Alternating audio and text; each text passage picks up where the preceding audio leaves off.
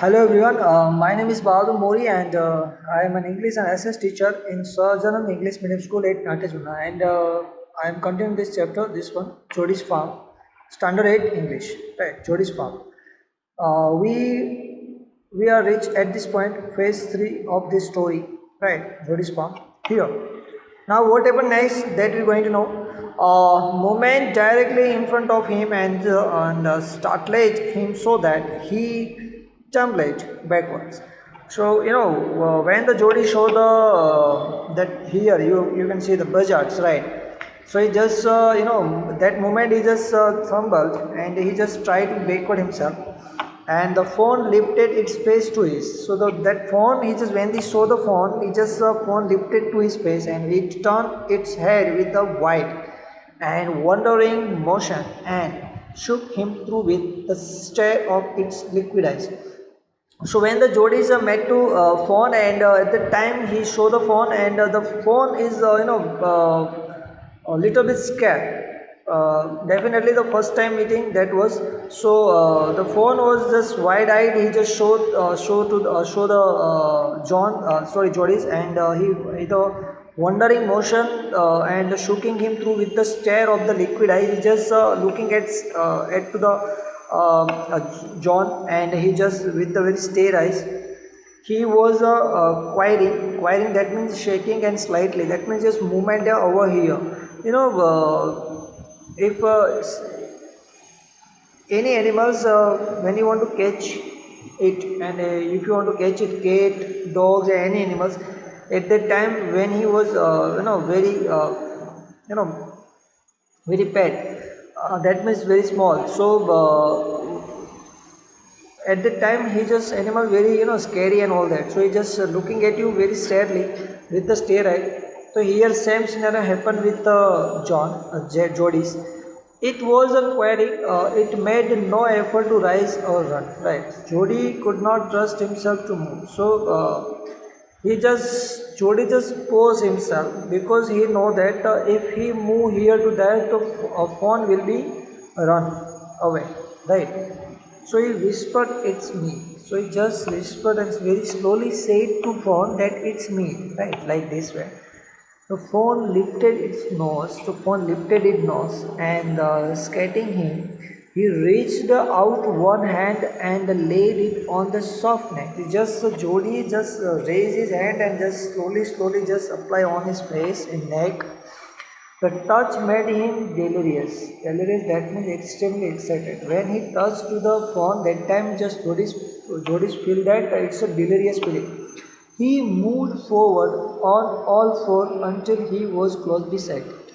He moved forward on the all four until he was close to beside.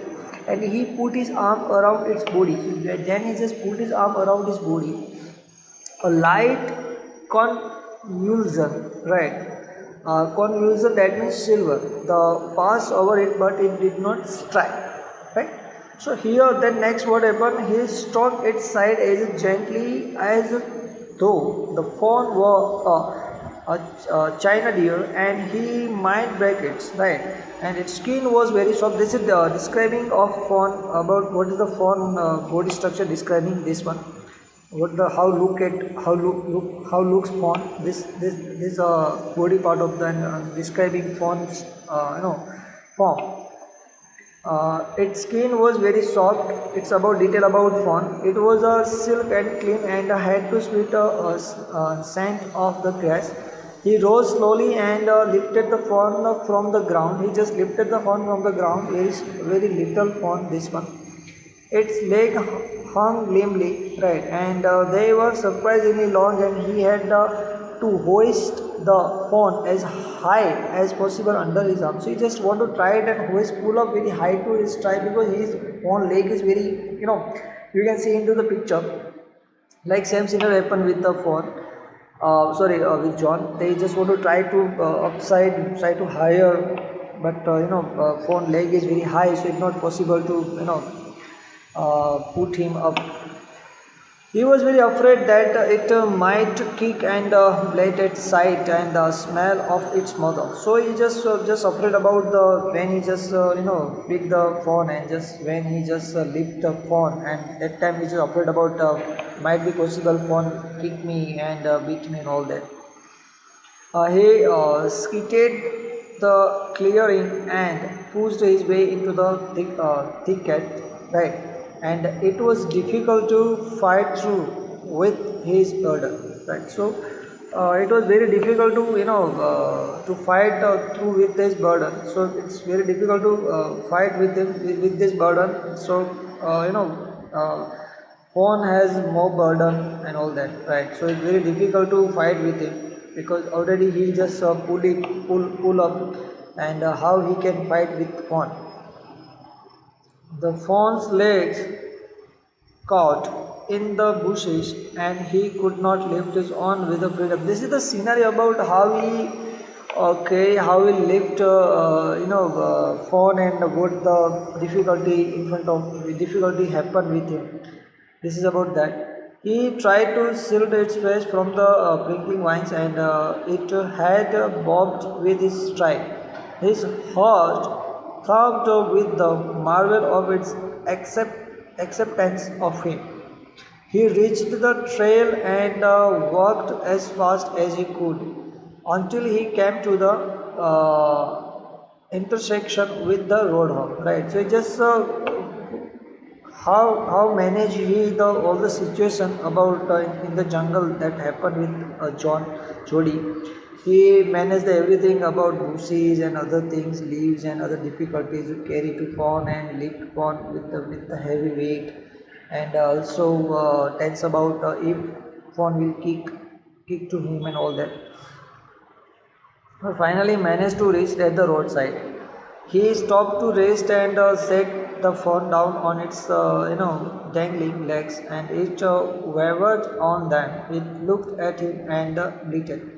And he just finally just cooled down and he just feel relaxed and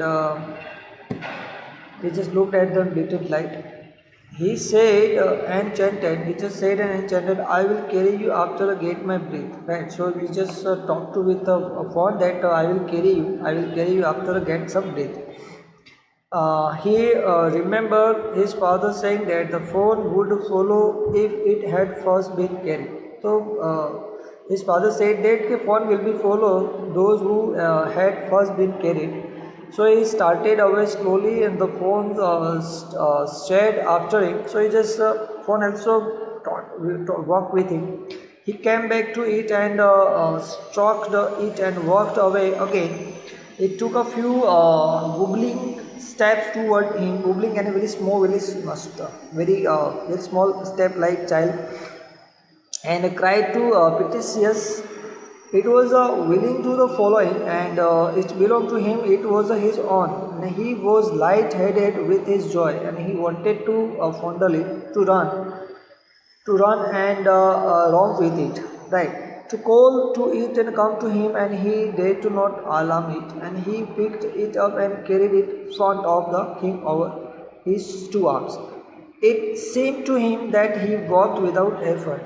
So it's just like that, he just walked without effort.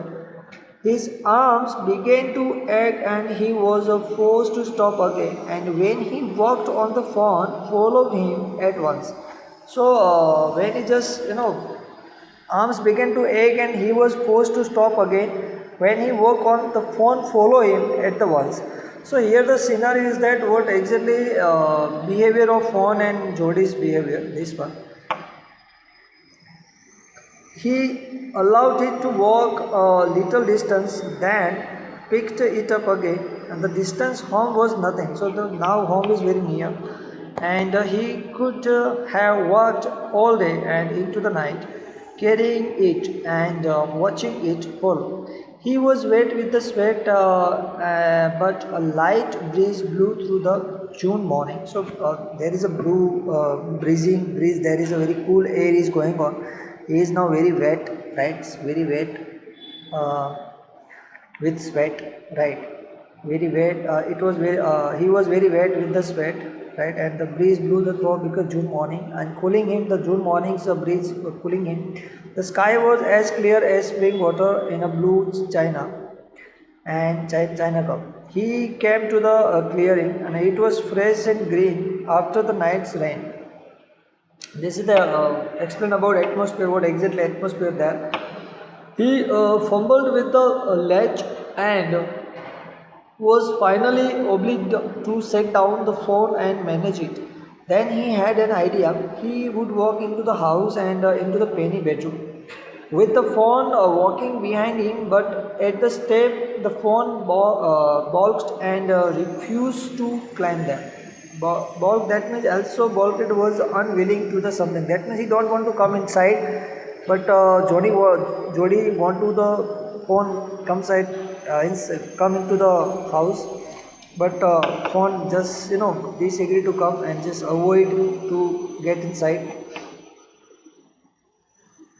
Walking behind him, but the step he found backed right and refused to the climb them.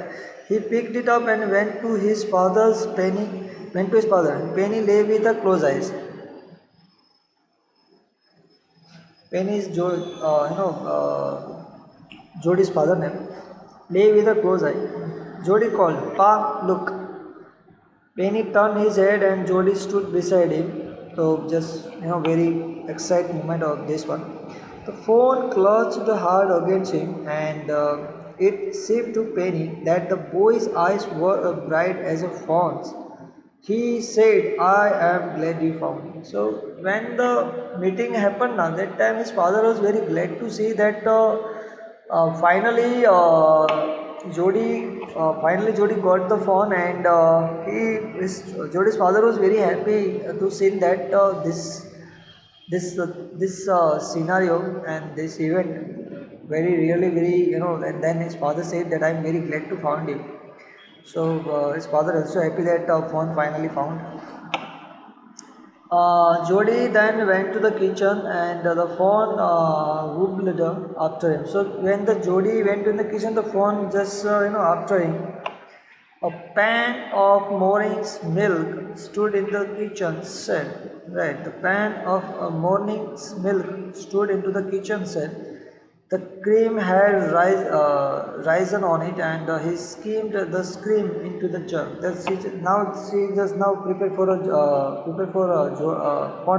food. He want to eat something to fawn. He poured milk into the small round gourd and he held it out the fawn. So now he want to give the food to give the milk to fawn because Jody know that fawn is very starving. He is hungry and he saved it precariously from the spilling over the floor. It could make nothing of the milk in the gourd. So just like that, he just want to try to complete his hungry. He dipped his finger in the milk and thrust them into the fawn's soft, wet mouth. He just dipped a finger inside the milk water, into the milk, and he just gave the milk through his finger. Very smooth. The mouth is very smooth and wet, right? So it shocked greatly. So it just shocked him like shocking. When he withdrew them, it bleated the practically and battered him. He dipped his finger again, and as the fawn shocked, he lowered them slowly into the milk, and then fawn blew and sucked. Here you can see the picture. Here the sucked and sorted, right? So it stemmed it the small loops and impatiently, as long as he held his finger below the level of the milk, and the fawn was content to it closed its eyes and grimly. So it was ecstasy to feel the tongue against his hand, and its small tails flickered back and forth. The last of the milk vanished in the swirl of the foam and gurgling. Right. So finally, the Jody and fawn meet, and now Jody is very happy to he got a fawn. He found fawn. Jyoti's father also happy, Penny happy, Jyoti's mother happy. All are happy because of what happened, the scenario that we know that. So very happy ending of the story. Here the comparison check I already sent you on WhatsApp. So please write down in your Facebook all comparison check, all solution I will already send you. So please write down in your Facebook and prepare again. So much better to got all the story about it, right? So I hope you got all point from my side, right? So please go through it again more. So much better to revision, right? So please now stay on, stay safe, take care of yourself. Have a nice day. Bye.